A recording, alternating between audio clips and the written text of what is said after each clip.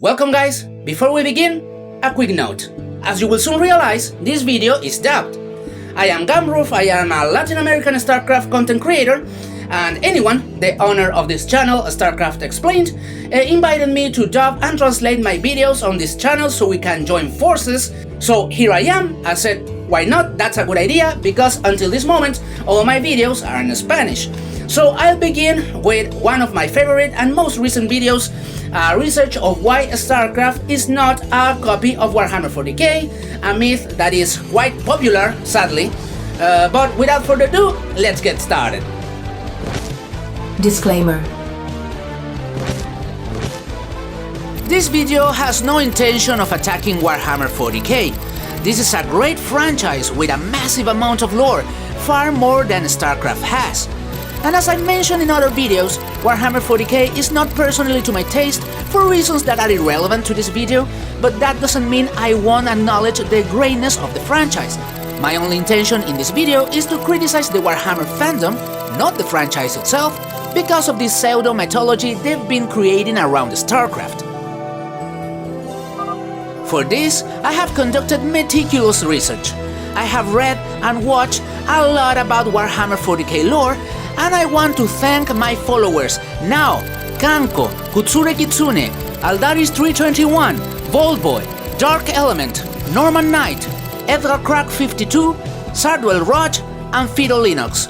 But above all, I especially want to thank my followers Strife and Kerisito, who took this research as seriously as I did. Absurd theories.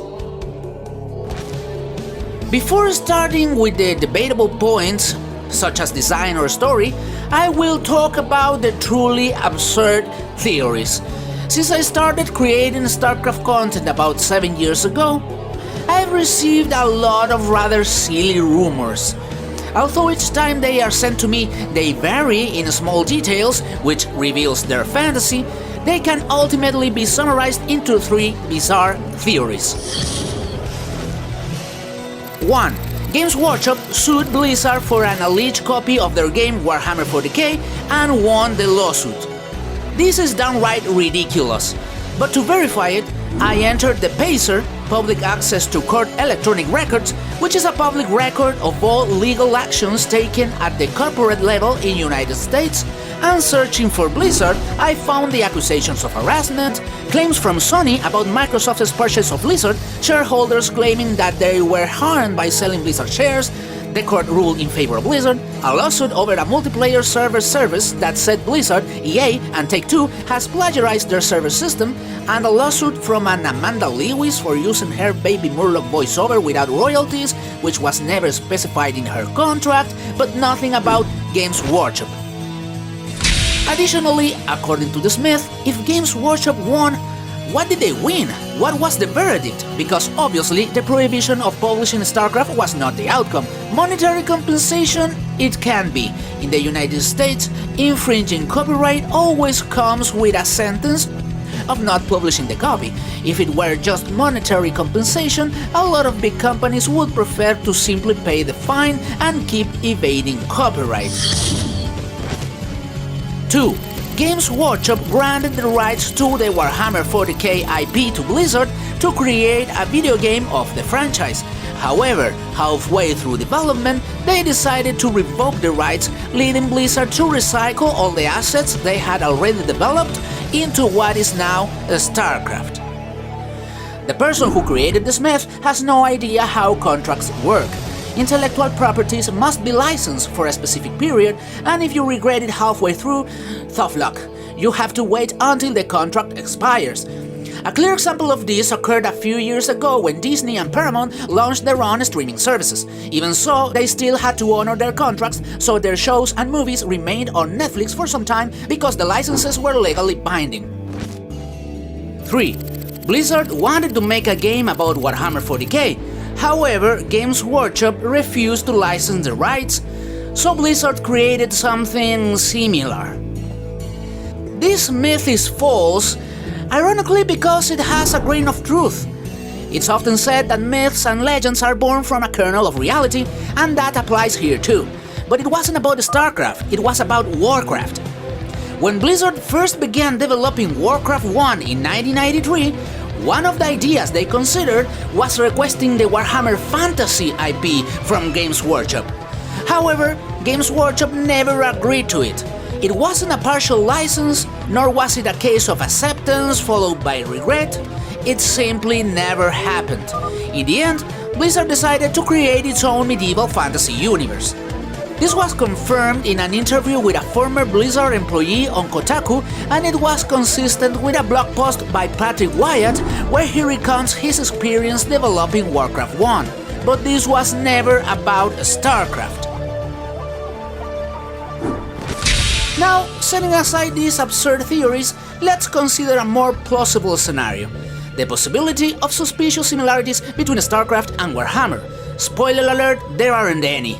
At this point, I'll focus on debunking graphical similarities, and later, in the third part of the video, I'll address similarities in the lore. Graphic differences and similarities. Let's start with the most obvious thing: influences. Warhammer and StarCraft might seem similar not because they copied each other, but because of the various franchises that influenced these works. Alien, Dune, and Starship Troopers seem to be three strong pillars of both games, so it's clear that similar ideas could emerge. On this note, I want to focus first on Starship Troopers because one of the biggest similarities attributed to StarCraft is the concept of Space Marines. Space Marine. It is often said that the Terran Marine from StarCraft is a copy from the Space Marine from the Imperium of Man, but the truth is that both are inspired by Starship Troopers, where the term Space Marine was coined for the first time. At this point, someone might say, no, Starship Troopers came out in 1997, and the first Space Marine from Warhammer appeared in Road Trader in 1987. That's true, but I'm referring to the Starship Troopers novel, published in 1959 and written by Robert A. Heinlein. In this book, soldiers wore mechanical suits that enhanced their strength and resilience. While the early covers and illustrations of various editions depicted these suits more as astronaut uniforms, it wasn't until a 1987 reprint that power armor was illustrated in this style. Interestingly, this edition of Starship Troopers came out in May 1987, while Road Trader was released in October 1987. Coincidence? I don't think so. It's clear that Games Workshop was inspired by this specific Starship Troopers image.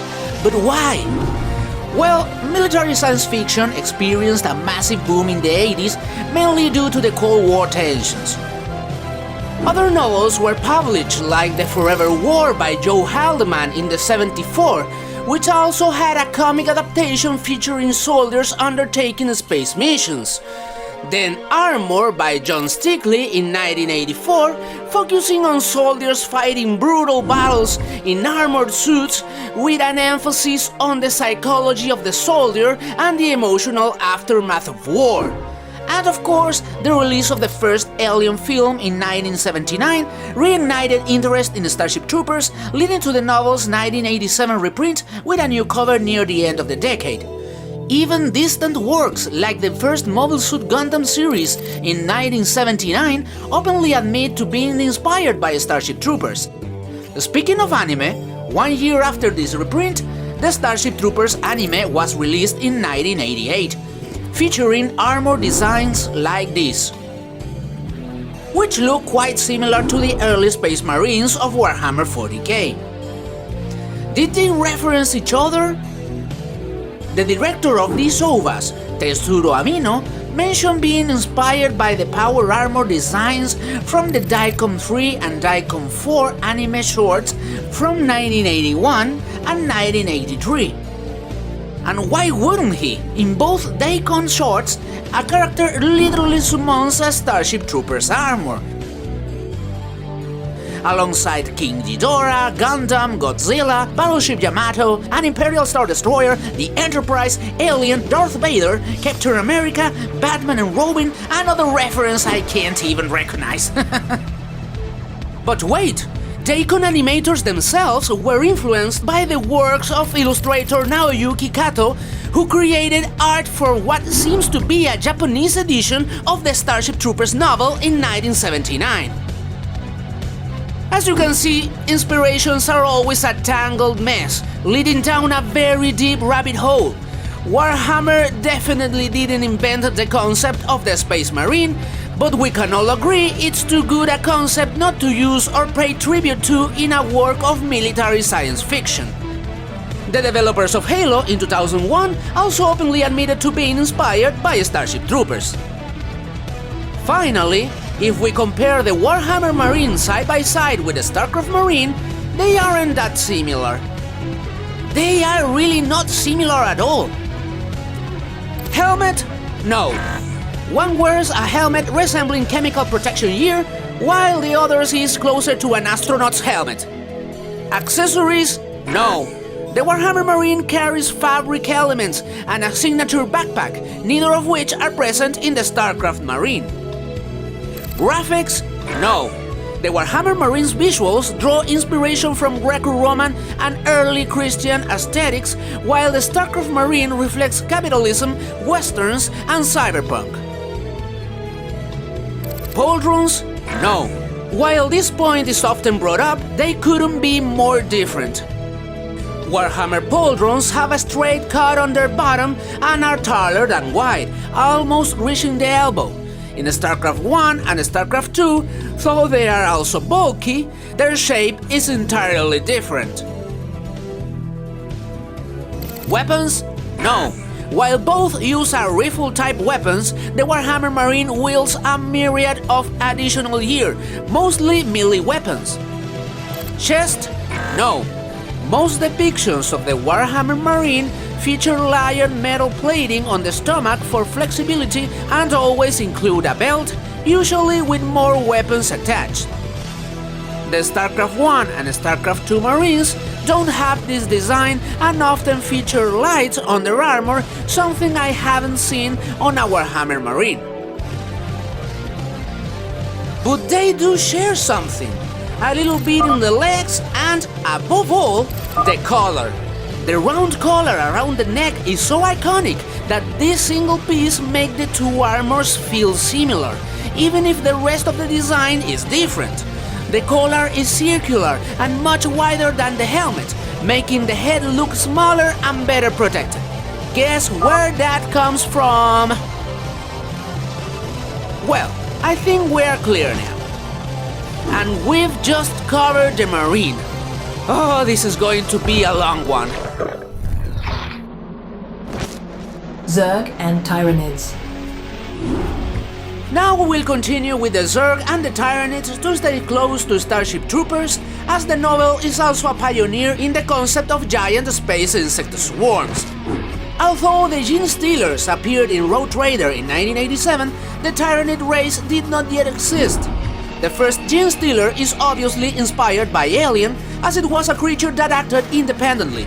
It wasn't until 1989 that the Gene Stealers were named as part of a race called the Tyranids in their Space Hulk set, and it wasn't until 1992 that the Tyranids were introduced as a world-consuming insectoid race structured under a hive mind. This is a direct reference and inspiration from Starship Troopers, which features an insectoid race organized through a hive mind. Incidentally, the previously mentioned book Armor introduces an alien race called the Vampires, which were also insectoids organized under a hive mind, allowing them to act as a cohesive whole and adapt quickly. The protagonist called them vampires not because they feed on blood, but because of the great difficulty in killing them due to their high resistance, strength, and speed. We also cannot overlook that in 1989, before the official presentation of the Tyranids in 1992, the first book of the Ender's Game saga by Orson Scott Card was published. In this story, humanity is at war against a species of giant insects known as buggers.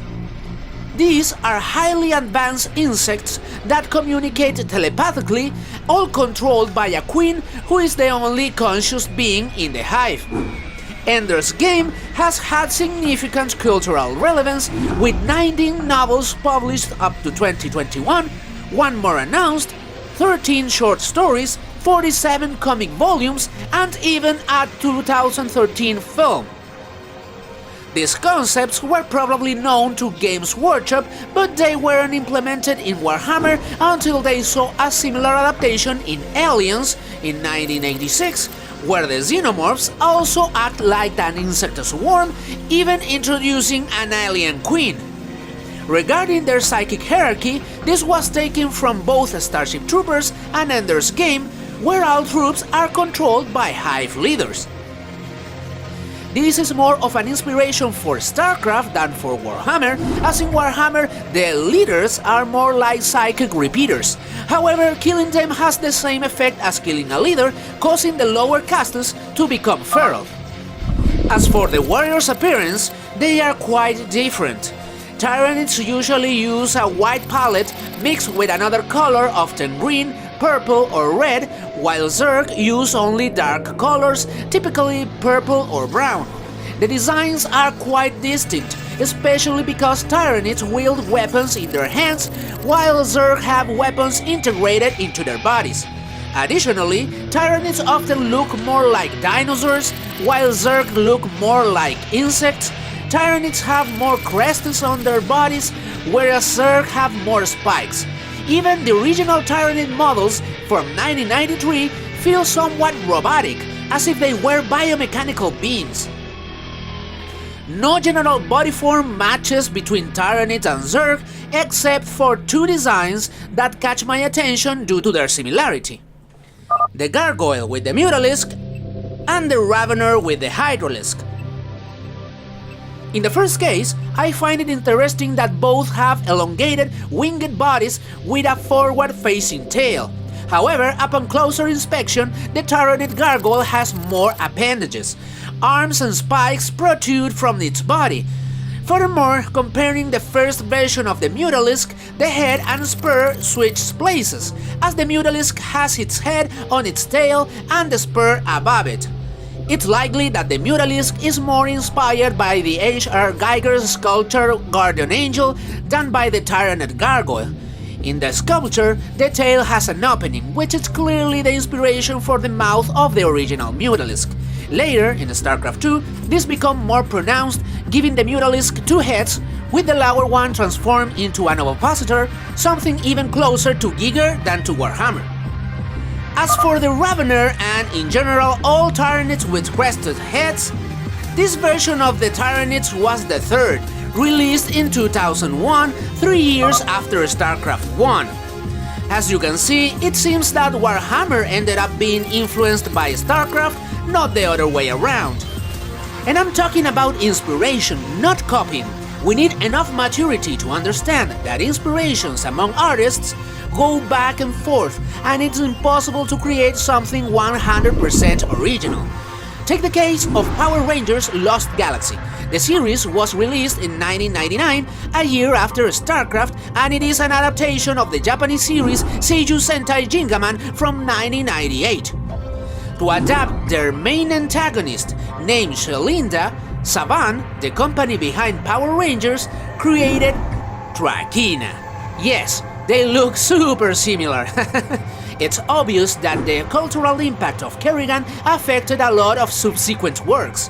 Moreover, in Power Rangers Lost Galaxy, Trakina has a father, Scorpius, who wants to force his daughter into a chrysalis to achieve her maximum power. This is a clear inspiration from Kerrigan's relationship with the Overmind. And do we go around saying that Power Rangers Lost Galaxy copied StarCraft? Even in the final episode of that season, where the Red Ranger uses the mechanical claws of his battleizer to trap Trakina in her final form, it might be a reference to the iconic scene from Aliens where Ripley uses a power loader to trap the alien queen. And yet, we could argue that Kerrigan isn't entirely original because she could clearly have been inspired by the Borg Queen from Star Trek, who appeared in the movie First Contact in 1996, 2 years before StarCraft's release. So calm down a bit about the claims of copying, cause there are no copies. there are inspirations, and if I still haven't convinced you, let's look at the graphical differences between Eldars and Protoss, and that's not even touching the lore yet. Protoss, Eldar and Tau. The Protoss are often accused of being a copy of either the Eldars or the Tau, and it's because it seems these two races share some characteristics with the Protoss. The Eldars were initially influenced by elves. In fact, they were literally called space elves when they were created. Later, their armor was influenced by Greco-Roman styles, but the Protoss have never been portrayed that way. The design of Protoss architecture and armor has been influenced by ancient Egyptian culture and Art Nouveau.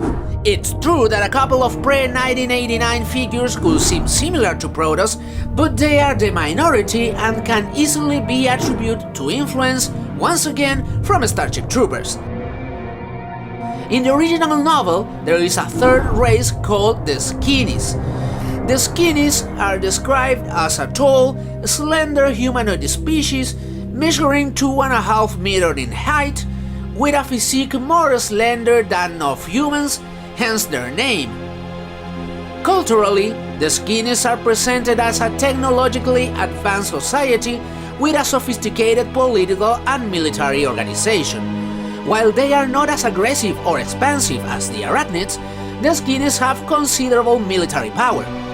This race was removed from the 1997 movie adaptation, and the images we are seeing are from the Roughneck Starship Troopers Chronicle series from 1999, where the Skinnies were readapted without sharing the canon of the live-action film universe. But my point is, they are part of the 1959 book. So here we see another influence from Starship Troopers in all Protoss, Tau and Eldars. What's more, the Eldars began to resemble the Protoss after the release of StarCraft in 1998 with the third edition of the Codex in 1999, and then they gradually changed back to being space elves. On the other hand, the Tau, who do indeed have figures that resemble the Protoss, were only introduced into Warhammer with the third edition of the Codex. So we can say again that the Protoss inspired the Tau and not the other way around. Finally, Bob Fitch, one of the main developers of StarCraft, mentioned a couple of times on his personal Twitter account in 2021 that he had never heard of Warhammer until long after the release of StarCraft.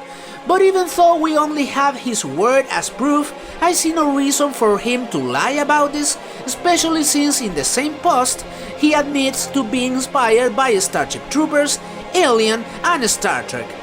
Also, regarding the Protoss, Fitch said he wanted Roswell Greys but with asteroids, so it is completely different from the concept of space elves. Before finishing with the graphical comparisons, I want to address a question that someone might ask. Gambroof, why didn't you compare the starships? Well, first of all, the purpose of this video is to compare similar things, and the ships from Warhammer and StarCraft don't look alike at all. Terran and Imperial ships have no similarities, nor do Protoss with Eldars or Tau. In fact, I found that the Tau ships have an unsettling resemblance to the Cardassian ships from Star Trek, which came out in 1991, a decade before the creation of the Tau. As for the Zerg, they use chips, but they are never seen. Only a silhouette appears in a cinematic, so it is impossible to compare them with the Tyranid hive ships. One could argue that the concept of an organic ship could have been copied, but this concept already existed in Ender's Game in 1989. In StarCraft 2, the Zerg did use organic ships called Leviathans, but as we said, the concept is earlier, and the Leviathans are living creatures that serve as transportation rather than a ship made from organic materials. That being said, let's continue. Now we can start with the lore differences because, seriously, if at any point you believed in the graphical similarities, they end right there, as the lore couldn't be more different. If you are a StarCraft fan and follower of my channel, this is more than obvious to you. But probably many Warhammer fans came to this video out of curiosity and don't know StarCraft beyond the visual aspects, so here's a summary of the 3 races. If you can't support as a Patreon or YouTube member, subscribe to the channel.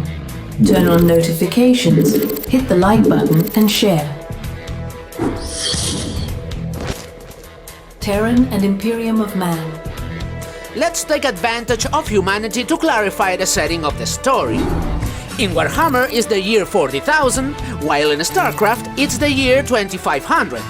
In Warhammer, the story takes place across the entire Milky Way, where many races fight for power. In StarCraft, the story only happens in a small portion of the Milky Way called the Koprulu sector, 60,000 light-years from Earth.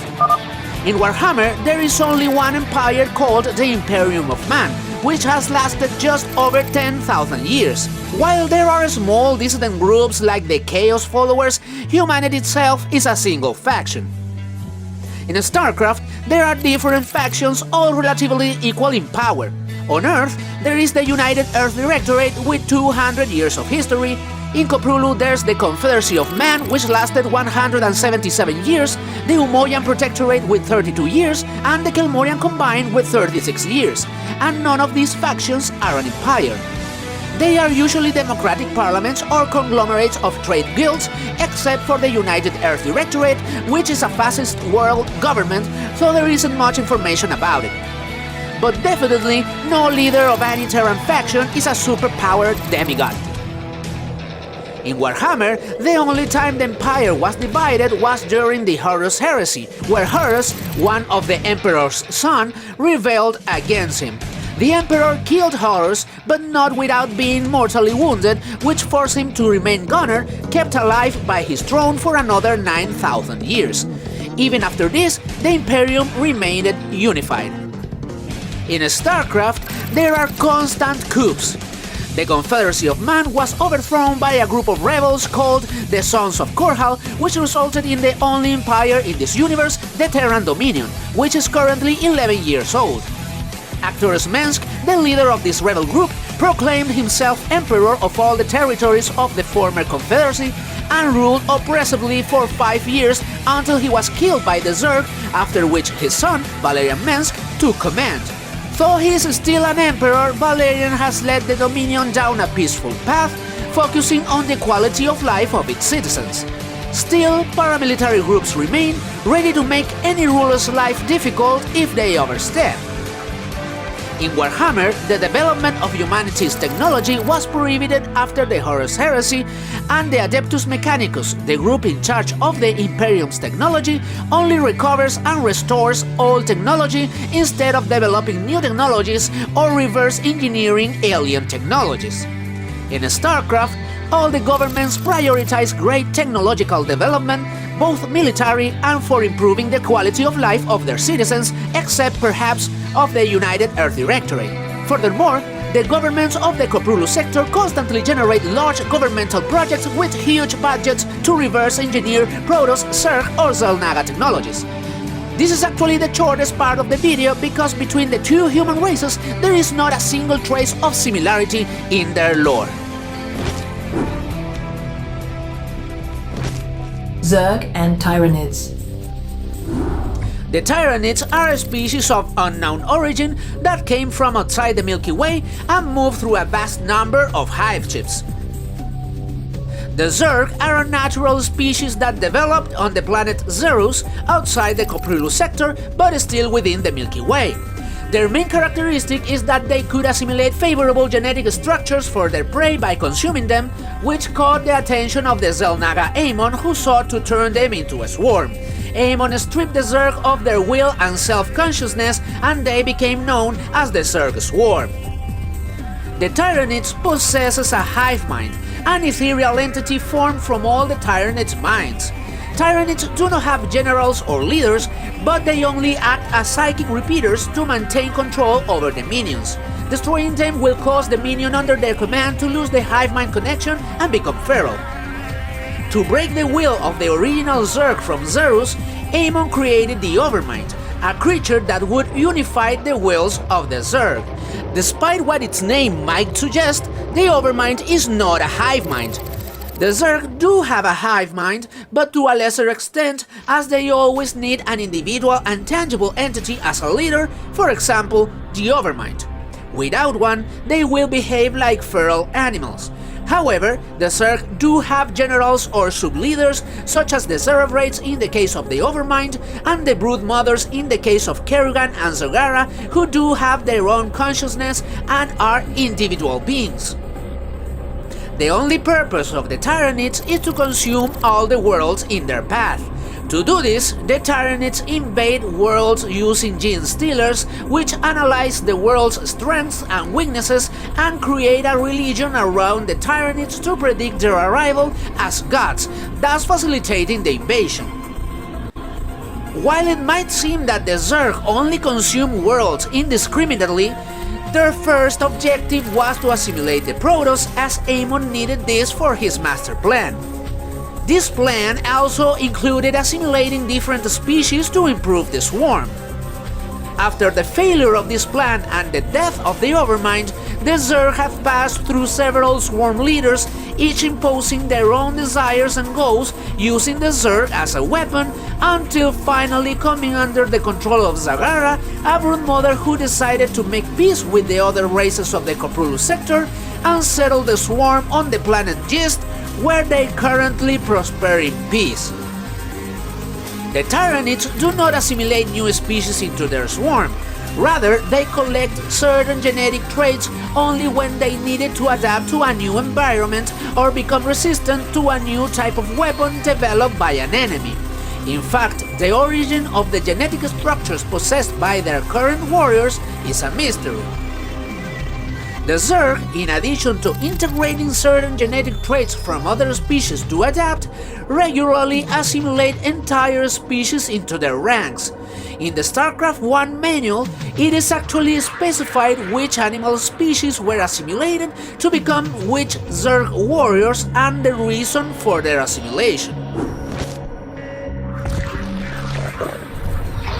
Clearly, the hierarchy of both species is heavily influenced by Starship troopers, where the Arachnids did have a hive mind and also brainbugs that acted as generals, coordinating all the species' tactical efforts. However, the Tyranids possesses a hive mind in the true sense of the word, while the Zerg obey a non-ethereal leader. And the concept of assimilation is interesting, because it isn't present in Starship Troopers. Both species, Tyranids and Zerg, assimilate other species into their swarms, unlike the Arachnids from Starship Troopers in the novel, which are all the same species. So, did StarCraft copy this? Did Warhammer really come up with the concept of assimilation? No, sorry. The concept of an alien race assimilating other species was popularized through its first use in Star Trek The Next Generation, when the Borg were introduced in 1989. The Borg, being a hive species as well, integrate other species into their collective, absorbing their technological, biological, and cultural characteristics, usually by force. This was the first time this concept was used to explain a civilization of beings that appeared different from each other, so it's expected that it would be well received by the species like the Tyranids or Zerg, who needed to explain why their warriors had different looks. And if we think about it, the Tyranids have more in common with the Borg than with the Zerg. Both species, Tyranids and Borg, are brutally ancient, and their origin and purpose remain unknown, which, as far as we know, is to consume everything in their path. Both species have an ethereal hive mind without a tangible leader, well before the introduction of the Borg Queen in 1996. The Tyranids do not assimilate entire species into their swarm, while the Borg do, that's true. In fact, the assimilation of entire species by the Borg may have directly inspired the Zerg in StarCraft. But the Tyranids use genetic assimilation to adapt and become more resistant to enemy weapons. This is very similar to the Borg, as you can attack them with a type of weapon only once, because by the second time they will have adapted to resist it. And finally, as I mentioned at the beginning of the video, the first Tyranids have a more biomechanical look than entirely biological, something likely inspired by Alien, but it also aligns with the Borg. In fact, the Borg may have also been inspired by Alien, whose design initially suggested that the xenomorph was biomechanical, and this was later changed in the story.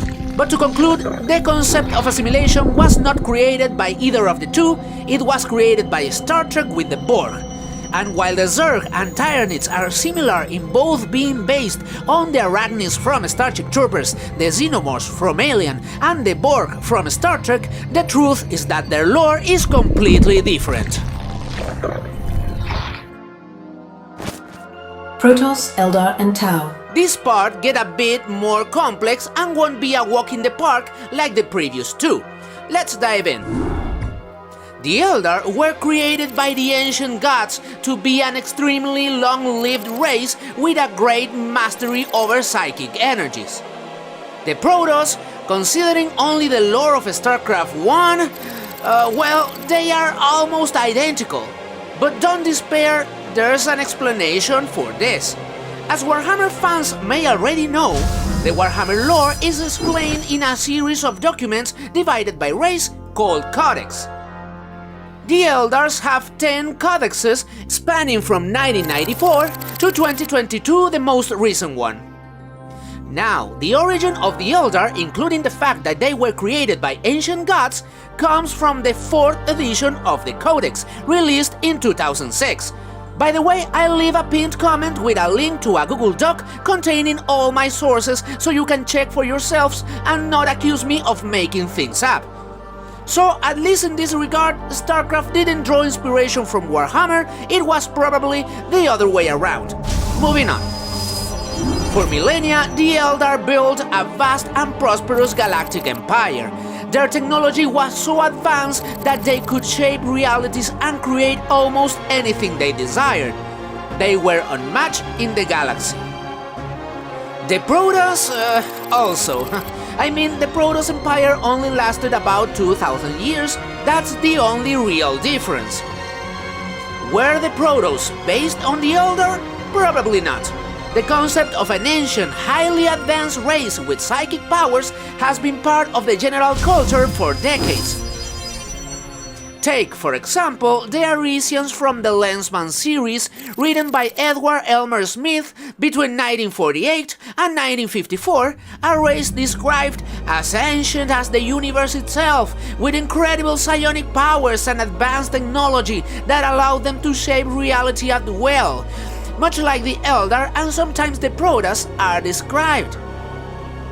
Another example could be the aliens from the planet Torments in A Voyage to Arcturu of 1920 by David Lindsay. However, it's most likely that the Protoss were inspired by the psionic powers often attributed to the Grey Aliens, while the Eldar were more influenced by the magic commonly associated with elves. Also, let's not forget that the first space elves with high psionic power were the Vulcans from Star Trek in 1966. Now, let's look at some differences. The Eldar were created by the ancient gods to fight the Necrons.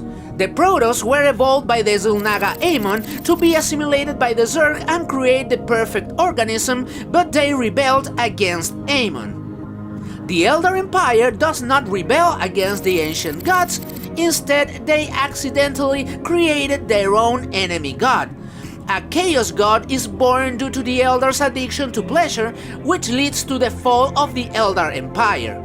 In contrast, the Protoss Empire falls due to its rapid expansion and low birth rate, with the final blow dealt by the Zerg invading their homeworld Aiur. The Eldar have a faction called the Drukhari, essentially Dark Eldar, evil beings who feed on pain, and their faction forms after the fall of their empire. The Protoss have a faction called the Nerazim or Dark Templars, but their name isn't because they are evil, it's because they reject the dogmas of the Empire, and for that they were exiled 1500 years before the fall of the Empire. When the Eldar Empire falls, the Eldar split, with most of them living in space aboard massive craft worlds, each with its own system of government, making them nomadic. When the Protoss Empire falls, they are given sanctuary by their lost brothers, the Dark Templars. Together, they form a new unified government, the Dialam hierarchy, because they didn't want to be divided again. In fact, even before the formation of the Protoss Empire, there was a civil war among many Protoss tribes. Wait, I've read this somewhere before. After the Protoss rebelled against Aemon, he abandoned them. This led the Protoss into a civil war made up of several tribes constantly fighting among themselves, preventing them from evolving as a society. The Tau were also initially in a civil war among various tribes constantly fighting among themselves, preventing them from evolving as a society. The Protoss remained this way until a leader known as Kas emerged, bringing peace and unification through the creation of the Kala, which connected all Protoss in a psionic network of thoughts and emotions. The Tau remained this way until a cast of leaders known as the Ethereals emerged, bringing peace and unification through the concept of the greater good, focusing on scientific progress and teamwork. Thanks to the Kala, Protoss society advanced by leaps and bounds and became very prosperous in a short time. Thanks to the greater good, Tau society advanced by leaps and bounds and became very prosperous in a short time. Even though some Protoss tribes decided to abandon this society, the Protoss remained divided into tribes such as the Aquilae, Furinax, Ara, Venatir, Auriga, Shalak, and Belari. Despite everything, the Tau still maintain their tribes divided into the fire, air, earth, water, and ethereal castes. I find it interesting that both the Tau and the Protoss are races made up of various tribes that spend their time fighting until they were unified by heroic leaders and a special doctrine that allows them to advance significantly, both technologically and socially. Especially because the Tau were introduced in 2001 with the third edition of the Codex 3 years after StarCraft 1. I'm not going to fall into the same trap as the Warhammer fandom by claiming that the Tau copied the Protoss, but there may have been some influence. Other species like the Krogan from Mass Effect and the Shangeli from Halo also experienced brutal civil wars before being reunified.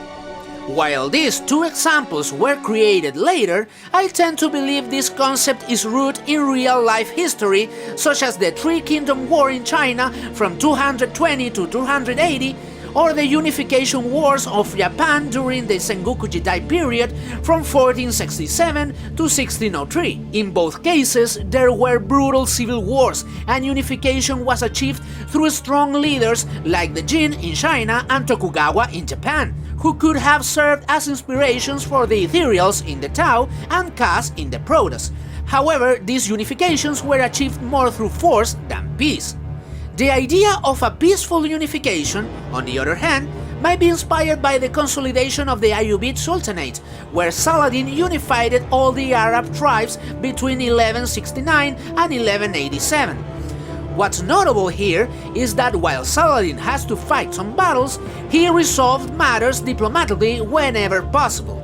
For instance, after expelling the Christian Crusaders from Jerusalem, he allowed them to leave rather than having them massacred by the Ayyubid army. That said, prior to Saladin's arrival, the Arab tribes, while divided, were not engaged in constant or excessively brutal wars. Combining the most epic elements of both historical conflicts, brutal civil wars followed by peaceful unification, feels like an irresistible concept for any writer.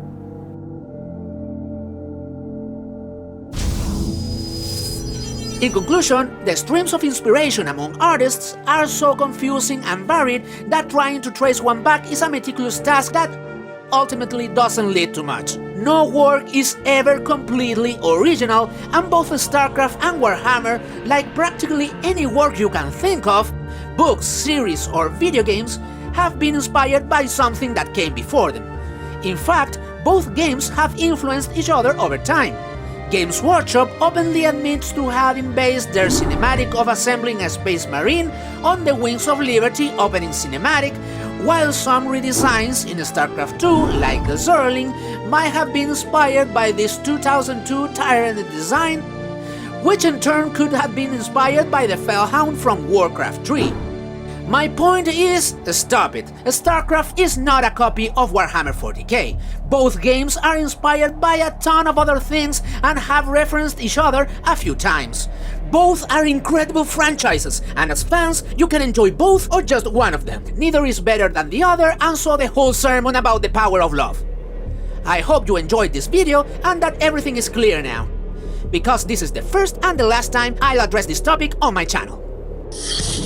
By the way, do you want to know who would win between the best two Zerg pro players of all StarCraft history? Check out this video where my partner Anyone goes with a deep comparison between the two of them.